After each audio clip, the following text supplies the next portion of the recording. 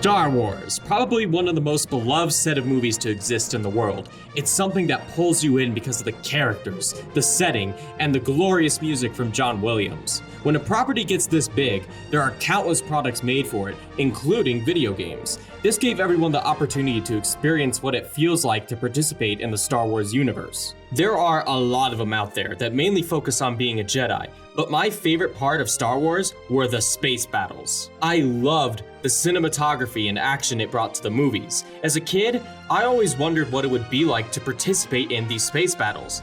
That's when my brother and I discovered Star Wars: Rogue Squadron. Our start to the series was with the second game in the trilogy called Rogue Leader, and we were blown away. It was everything we ever wanted from a Star Wars game. However, for this video, I want to focus on all 3 games in the series to show the highs and the lows.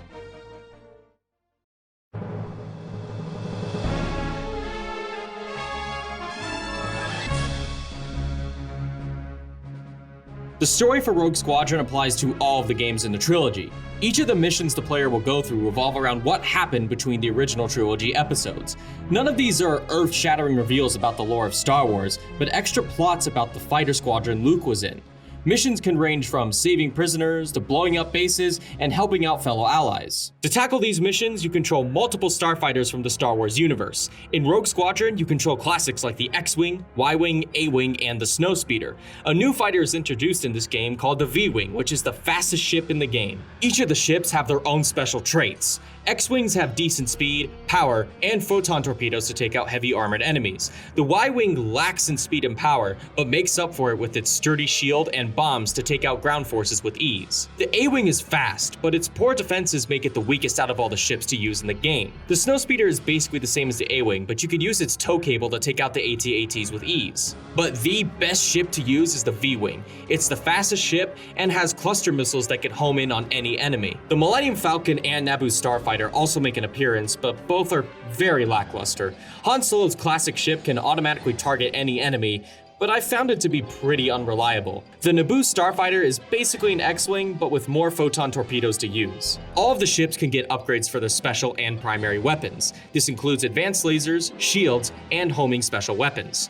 Each ship seems to work rather well no matter which one you end up using for a mission. My main problem lies with the game's controls. Sometimes I would turn really sharp or go high in the air when I really shouldn't be. A few times I was trying to fly down, but the game refused to let me go any further. After flying upward and trying to go back down, it suddenly worked again. It makes piloting these vehicles not smooth at all, but the constant frame rate dips also amplify the issue. The combination of these 2 problems makes the game feel slower than it should. There are sections where the frame rate is fine and it feels great to fly fast in the ships, but those moments are only brief. It is an N64 game with a lot of action going on, so it's understandable. This might be a minor complaint, but the accuracy in this game doesn't feel quite right.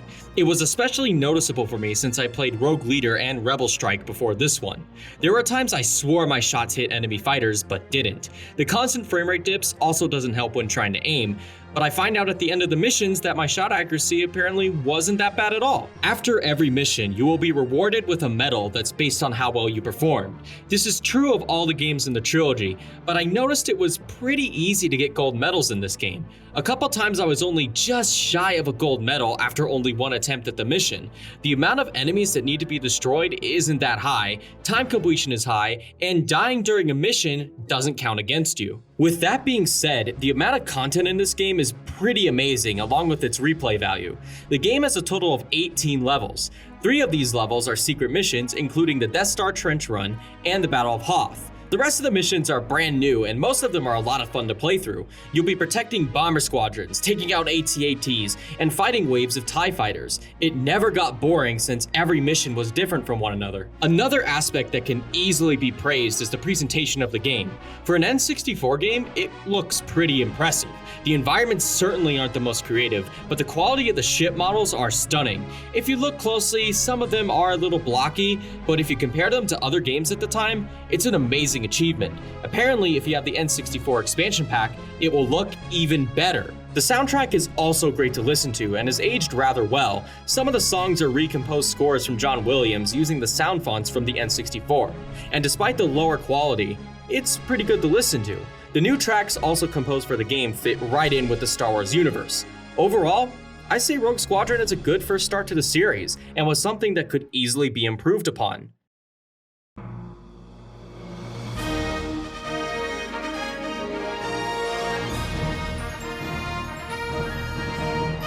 Rogue Leader does what every sequel does and improves upon the flaws of the original game. The core gameplay is still the same as usual, but this time around, you have more fighters to choose from, along with a few returning ones being reworked. Some of these fighters can now have an astromech droid, which gradually repairs shields and can give you a quick boost in health when low. The returning ships include the X-Wing, A-Wing, Y-Wing, and the Snowspeeder. Replacing the V-Wing is the B-Wing, which is extremely hard to use due to its underwhelming accuracy. Even when I felt like I should be hitting the opposing enemy, it never did. The Millennium Falcon is the strongest ship in the entire game. It can aim in multiple directions automatically, and it actually works this time. It's the fastest ship and has an astromech droid. The unlockable TIE fighters are pretty underwhelming. Their shields are terrible and don't even have a droid to gradually heal them back up. It is also extremely hard to hit an enemy with its laser fire. The Naboo Starfighter also makes an appearance, but I never used it until Rebel Strike. The handling is universal among all the fighters, but the controls can be very sensitive. A slight tap of the control stick can jerk the ship in one direction. It's something that's easy to get used to and is a much needed improvement over the original. With that being said, most of the ships are not that useful this time around. The craft I ended up using the most was the X-Wing. It's fast enough to keep up with all the other enemy ships, can deal great damage to Star Destroyer shield generators, and the accuracy of the other ships doesn't quite match up to the X-Wing. The A-Wings are the worst ship in the game, and it's solely because their sub-weapon is terrible and its defenses are pathetic. The Y-Wing is okay. I mostly piloted one only if the mission was built around using it. Another downside is the game is considerably shorter compared to Rogue Squadron. You have 10 missions to play through with 5 secret levels that are pretty short. This time around, there are more levels based on the events from the original trilogy, like the Death Star attack, the Battle of Hoth, and the Battle above Endor. There are other missions that showcases what happens between the movies, like the Rebels moving their base to Hoth and stealing the Imperial ship used in Episode 6 to land on Endor. As I mentioned with the previous game, you are still awarded medals at the end of each mission. The difference this time is you're rewarded points based on the medals you receive, and you can use those points to unlock the secret missions. Requirements to get the gold medal this time around have been modified. It's a lot harder to obtain with the requirements being stricter than before. This is where the main challenge of the game comes from. If you're only playing through the missions one time, I don't think you're going to get the full experience out of Rogue Leader. It feels like the developers wanted the player to replay through the missions as much as possible, since they're pretty short to begin with. This is a problem with a lot of arcade-like games, but for the time constraints given to them to meet the launch of the GameCube, I can understand why. For a launch title, Rogue Leader graphically is impressive. The details on the ship models look great, and they did a good job representing the minor details of the starships. This includes the sound design, like from the ship engines, laser blasts, and even the ships being destroyed. It all sounds like it is exactly from the movies. The soundtrack also received an upgrade. Songs from the original movie with the orchestra behind it have made its way in. It helps immerse you in the Star Wars universe and will make any fan giddy with excitement when blowing up the Death Star and fighting waves of enemies over Endor. There are some rearranged songs from Rogue Squadron which sound fine, but compared to the full orchestra, it's no contest. Rogue Leader, in my eyes, improved upon everything it was supposed to from the original. Sure, the ships are not as useful, and it may be a shorter game, but to me, the quality of the package this time around is better. In my opinion, this is the series at its best. But as we all know, when something hits its peak, it's bound to fall eventually.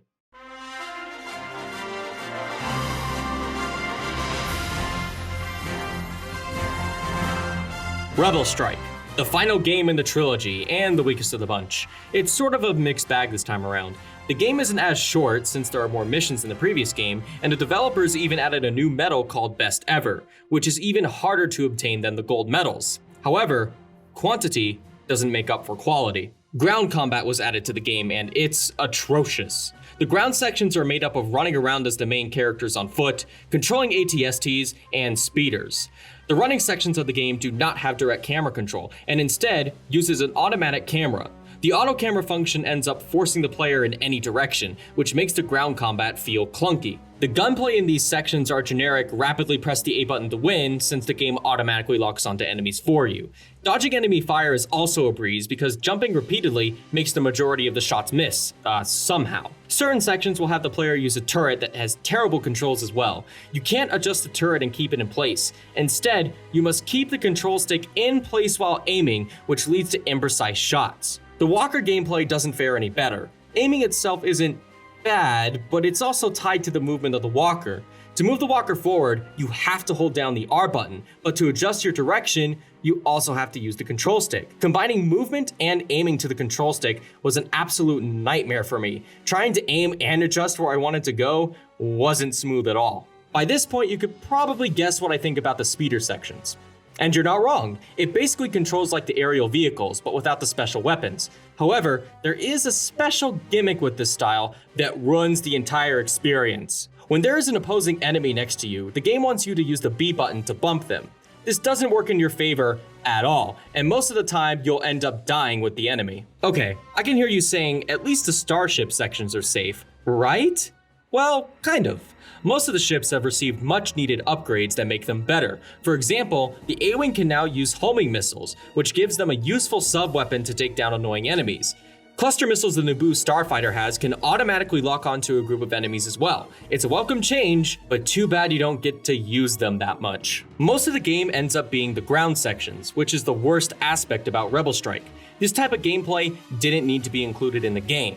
The developers should have expanded upon what made the original and Rogue Leader's aerial combat great, instead of implementing an unoptimized gameplay style. I know this entire time I have been bashing Rebel Strike, but one of the awesome features added to this game is a multiplayer mode. This mode is divided into co-op and versus. The co-op missions allow you and a friend to replay through the levels of Rogue Leader and added the best ever medals to each of them. You would think this makes it easier to get the better medals, but it doesn't. It combines both of your performances together at the end, so if one player is slacking, you most likely won't be getting the gold. Versus mode pits you against an opposing player if that wasn't obvious already. There are 4 modes to choose from and each player can choose whatever fighter they want to use.